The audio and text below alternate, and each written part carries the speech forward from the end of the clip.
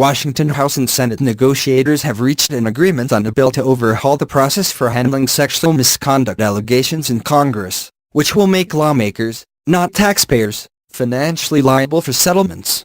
The bill updates the decades-old Congressional Accountability Act, which governs how lawmakers and aides report sexual misconduct claims.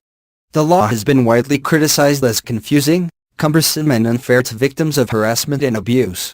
The push for the legislation took on new urgency in the past year, as more than a half-dozen lawmakers resigned amid allegations of sexual misconduct, and Capitol Hill found itself squarely at the center of the growing #Me Too movement.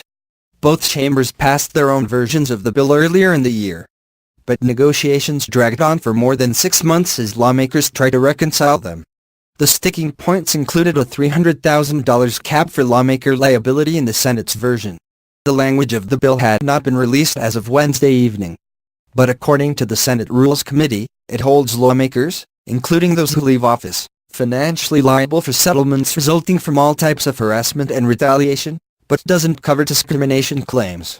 It also eliminates mandatory counseling, mediation and the cooling-off period victims are currently required to wait before filing a lawsuit or requesting an administrative hearing.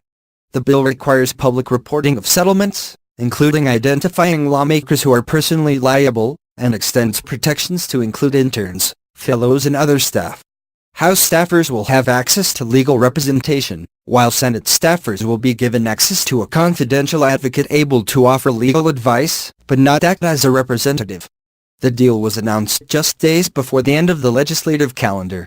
A lot of this was our belief that we had an obligation to fix this ourselves, and while I have no doubt a new Congress could have gotten it done, I think we needed to fix the mess, said Senator Amy Klobuchar, D-Mine, the Senate bill's sponsor. The focus was to make sure we had a system that protected victims and not politicians.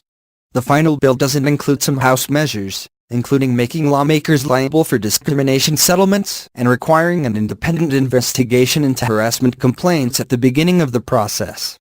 But Representative Jackie Speier, D. California, says she's working with House Democrats and Republicans to introduce a separate bill next Congress to address those issues.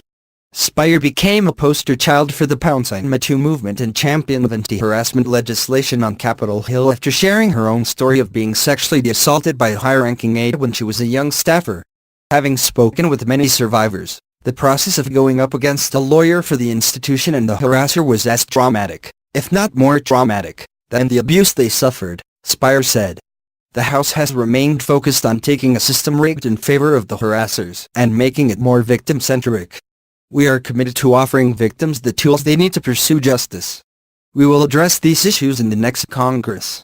House Speaker Paul Ryan, R.W.I.S., and Democratic Leader Nancy Pelosi, D. California, along with Committee on House Administration Leadership, released a joint statement Wednesday praising the bill, but acknowledging that more work lies ahead.